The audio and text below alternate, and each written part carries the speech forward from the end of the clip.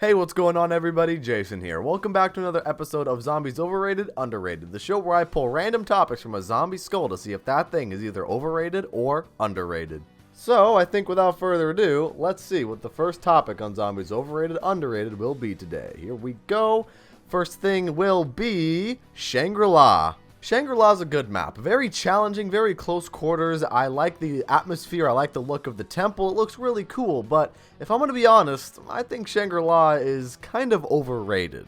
Like I just stated, I like Shangri-La for what it's worth, but I just think it's overrated in other areas of the map.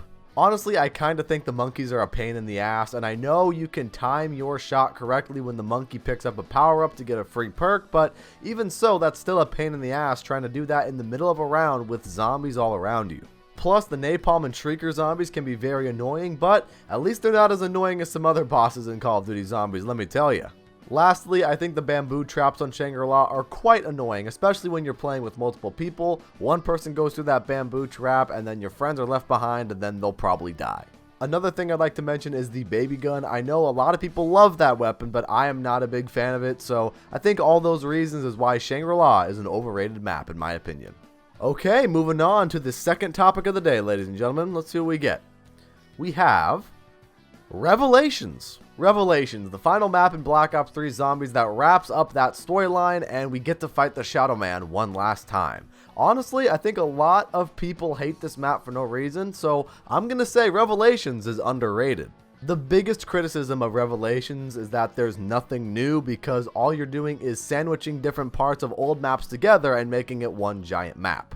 However, I like to beg to differ. The way that you combine the maps together, such as the Origins and Mob of the Dead area, are very unique, and it's definitely a very interesting dynamic when playing Revelations. Not to mention that you have an all-new spawn room, you have the inside of an apothecon that you get Pack-a-Punch from, and you have jump pads that take you from island to island. I think that's pretty fun.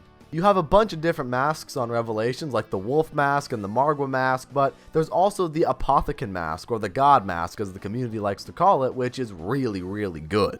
And not to mention, you can upgrade the Apothecon Servant in Revelations. Everybody, ever since Shadows of Evil came out, was looking for an upgrade to the Apothecon Servant. I know I remember watching all those live streams from people like Noah J and other people who are looking for the Apothecon Servant upgrade quest before Revelations came out. So having an Apothecon Servant upgrade in Revelations, I think is really cool. Personally, I think Revelations is a fun map, and I think a lot of people in the community give it a little bit too much hate, and I think Revelations is underrated. And the last topic for today's episode of Zombies Overrated Underrated will be... I'm going to mix it up a little bit here.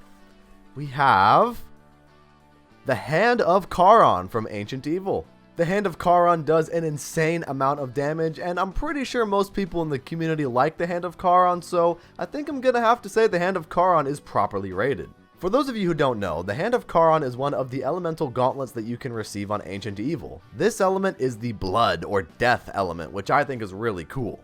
The design of the weapon is one of my favorites in Call of Duty Zombies history in my personal opinion, and the abilities that this weapon has is also really cool. Not only do you have the normal blast attack with the Hand of Charon plus a melee attack that one hit kills up to round 17, you can also create a blood pool on the ground that attracts zombies to it and drags them to the underworld. Not only is that ability really freaking cool, but it also is very effective when taking out hordes of zombies. All you really have to do is have your entire horde of zombies walk into the Hand of Charon's blood pool, and most of them will die. Of course, the effect doesn't last forever, so even if you don't kill all the zombies, you can just put down another blood pool, and it's as easy as that.